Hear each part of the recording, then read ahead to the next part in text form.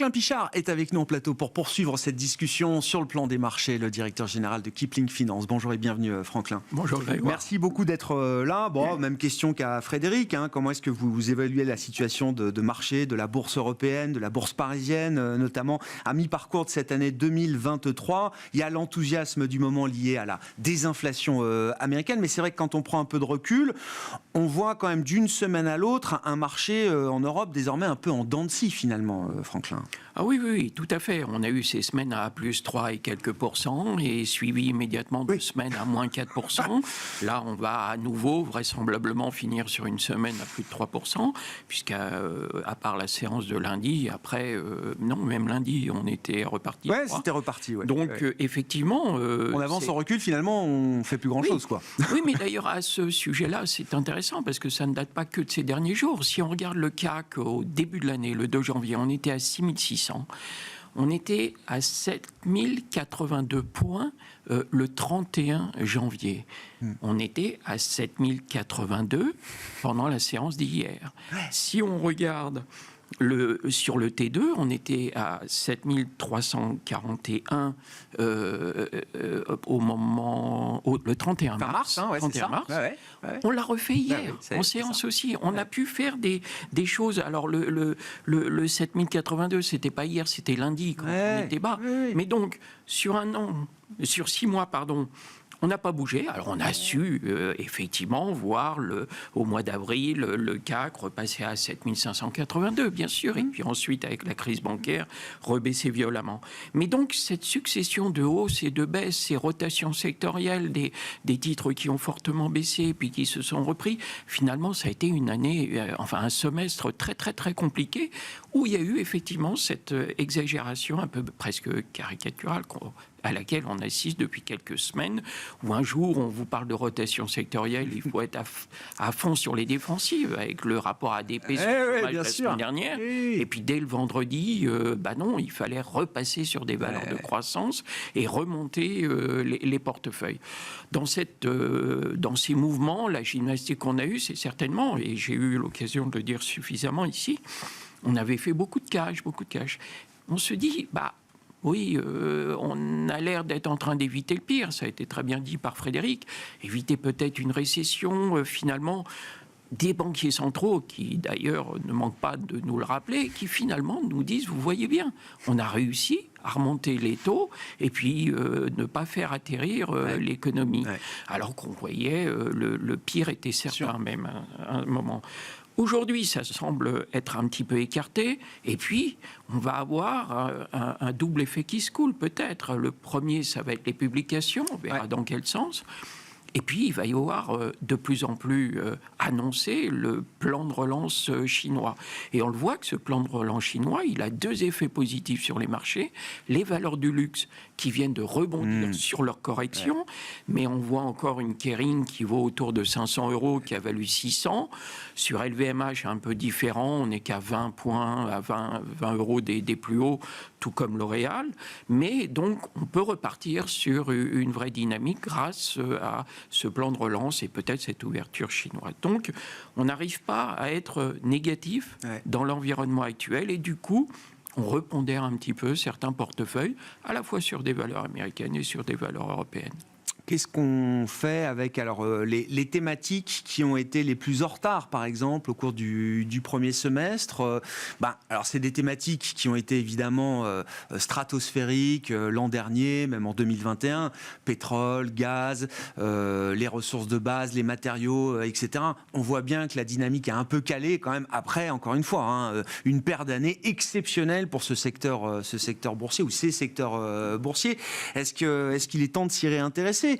Plan de relance en Chine, souvent, ça va avec l'idée que, tiens, on retrouve peut-être un peu de momentum cyclique. Ça va avec, effectivement, comme on vient de parler du luxe qui pourra profiter de ce mouvement en Chine, les pétrolières qui avaient été fortement délaissées. Quand vous regardez Total, il y a 2 jours, elle faisait moins 12% depuis le début de l'année. On est toujours autour de moins 10%. On était à tomber autour de 50. On venait de 60 €. On est entre 52 et 53 €. On a cet éternel dividende absolument fabuleux sur Total.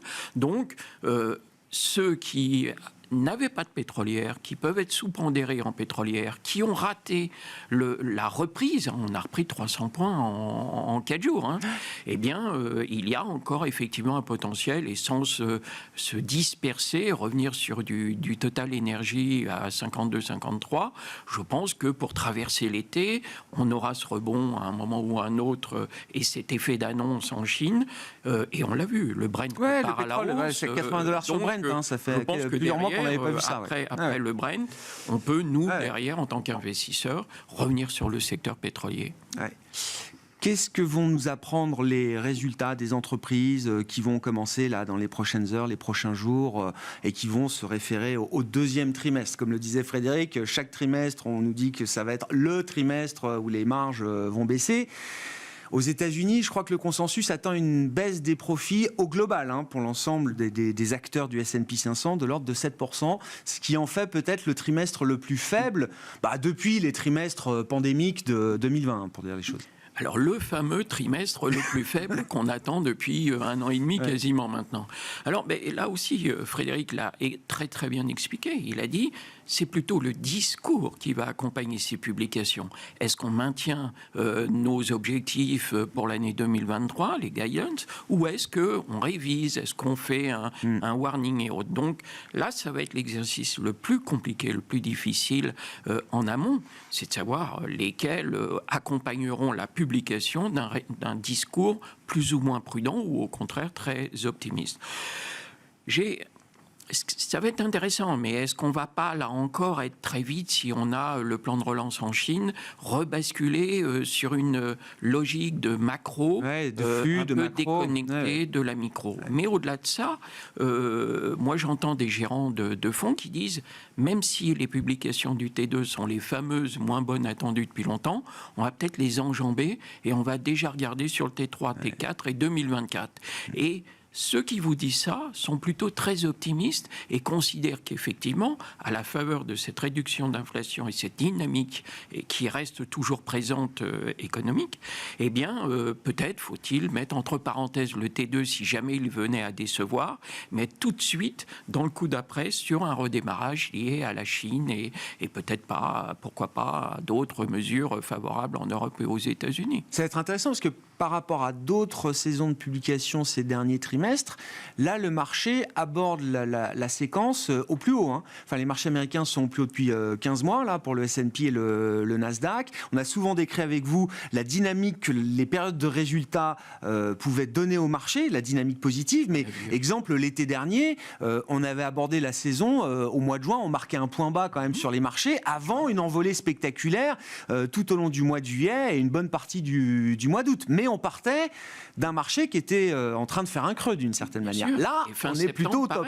Le point bas avait été le 29 septembre, mais depuis le 29 septembre, à part un palier la deuxième quinzaine de décembre, on était reparti avec des corrections plus ou moins diverses, mais c'est vrai qu'à chaque fois, toute l'année 2022 et pour le moment 2023 a été sauvée et portée quand même jusqu'à des nouvelles plutôt macro qui ont relayé les hausses de marché. Qu'est-ce qu'on fait avec les 7 magnifiques ou les 7 fantastiques? Donc, ce groupe de valeurs qui porte la performance des indices américains, notamment du Nasdaq. Il y a près de 40% de hausse du Nasdaq depuis le 1er janvier pour le Nasdaq 100.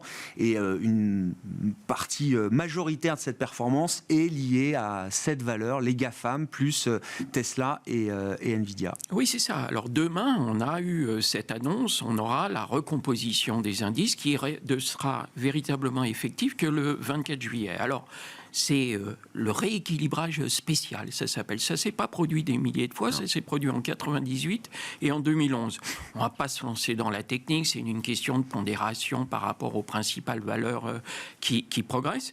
Mais pour fixer les idées, si on regarde les fameux 7 fantastiques dont on vient de parler, Alphabet a pris 34% depuis le début de l'année, Amazon a pris 40%, Apple a pris 46%, Amazon, c'était Microsoft à 40%, Amazon a pris 55% et puis Meta a pris 157%. Et c'était les fameuses GAFAM, elles sont devenues 2 de plus aujourd'hui. Tesla et Nvidia.